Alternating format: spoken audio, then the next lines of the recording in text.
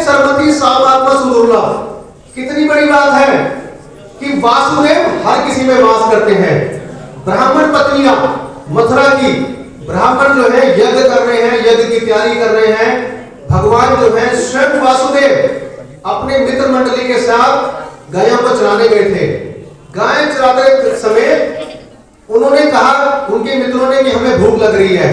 तो भगवान ने कहा कि आप जाइए कि मथुरा के ब्राह्मण जो हैं यहाँ पे यज्ञ कर रहे हैं, आप जाके उनसे प्रसाद लेके आइए।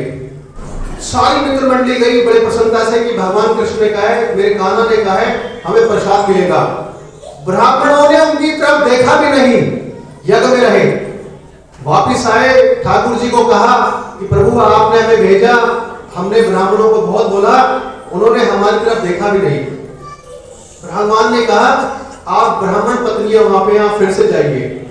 ब्राह्मण पत्नियों ने जैसे ही सुना, वो सारे जितने भी व्यंजन थे भगवान के लिए भोग बना के लाई। आप सोच सकते हैं उन्होंने कभी ठाकुर जी का दर्शन नहीं किया था, सिर्फ भगवान के विषय में सुनती थी। जितनी भी वृंदावन से वहां पे आती थी माखन सेल करने बेचने के लिए, वो भगवान के विषय बताती थी कि आज यशोदा मैया ने ठाकुर जी को ऐसे लाड किया, आज यशोदा जी ने मां लड्डू जी को ऐसे वस्त्र बनाए, आज उनके लिए ये व्यंजन तैयार किए। सिर्फ भगवान के विषय में सुनने से श्रवण कीर्तन विष्णु सेवन पास सेवन अर्चन वंदन दास्य साके आत्म निवेदन, इस नवधा भक्ति में सबसे पहले ठाकुर जी सुनने से, भगवान की कथा सुनने से भगवान हृदय में आते हैं। ब्राह्मण पत्नियों ने सिर्फ भगवान के विषय में सुना और सुन के इतना उनके प्रति अगाध प्रेम हो गया कि ठाकुर जी के लिए वो चली आई। उनके पतियों ने उनको मना किया, अपने पति की वह अवहेलना कर दी। इसी प्रकार से हमारा जीवन होना चाहिए। गोपियों ने जब रास के समय उनके पतियों ने उनको रोका, जिसको रोका गया उन्होंने वही शरीर छोड़ दिया। जब भगवान के प्रति इतना प्रेम हो जाएगा, मीरा ने कहा कि मेरे तो गिरधर गोपाल, किसने कहा? मीरा जी ने कहा कि मेरे गिरधर गोपाल है। उनके पति ने उसी दिन से उसको, उसी समय से उनको अपना गुरु मान लिया। इसी प्रकार से हमारा जीवन है। मृत्यु किसी क्षण भी आ सकती है, मृत्यु किसी की भी सगी नहीं है। भगवान कहते हैं काल मैं हूं। भागवत में कहा गया है ये मृत्यु लोक है, किसी की भी यहाँ पे अमरता नहीं है। जो भी संसार में मां के गर्भ से आ गया, भगवान भी अगर अवतरित हुए हैं तो भगवान को भी इस लोक से जाना पड़ेगा। फिर किसके लिए आप इंतजार कर रहे हैं? कोई नहीं आएगा, आपको स्वयं जानना पड़ेगा।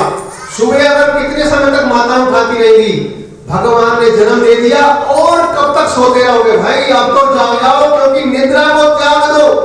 24 घंटे हैं। भगवान ये नहीं कहते कि सुबह ब्रह्म मुहूर्त में उठ के इंतजार करना है। रात्रि में सोते समय भी ठाकुर जी का ध्यान कर सकते हो आप। 24 घंटे हैं, बिल्कुल मत छोड़िए। किसी समय भी मृत्यु आएगी, मगर भगवान कहते हैं अंत काले च मामेम समरण मुक्ता तलेर्वम या प्रायति सा मदभाव यति नक्षत्रंते, जिसने अंतिम समय में स्मरण कर लिया। अंतिम समय में क्या? आप शौचालय में बैठे हो, मृत्यु वहां भी आ जाएगी। आप शौचालय में बैठ के भी राधा नाम का जाप कर सकते हैं। जो आपको गुरु मंत्र मिला है, सिर्फ गुरु मंत्र जो है वो अशुद्धि में नहीं होता, मगर भगवान का नाम, राम का नाम, राधा का नाम, कृष्ण का नाम आप अशुद्धि में ले सकते हैं। अगर किसी का स्वास्थ्य खराब हो गया, अगर वो बेड में पड़ा है, तो नाम किस प्रकार से लेगा? नहीं ले पाएगा। इसीलिए जब तक आपकी जीवा काम कर रही है, आपकी आंखें देख रही है, कान सुन रहे हैं, ये हाथ पैर चल रहे हैं, भगवान के मंदिर आइए, भगवान के मंदिर का मार्जन करिए, भगवान की कथाएं सुनिए, भगवान के भक्तों से मिलिए, भगवान के चरणों में चढ़ी हुई तुलसी का ग्रहण करिए। क्योंकि ये जीवन, आप सोचिए ये शरीर हो ही रहेगा। घर वाले कहेंगे वो चले गए, कौन चला गया? जो शरीर की आत्मा, आत्मा चली जाएगी, मगर ये शरीर वही रहेगा, इसको जला दिया जाएगा। तो आप किसकी इंतजार कर रहे हैं? राम राम राम राम। देखिए यही है।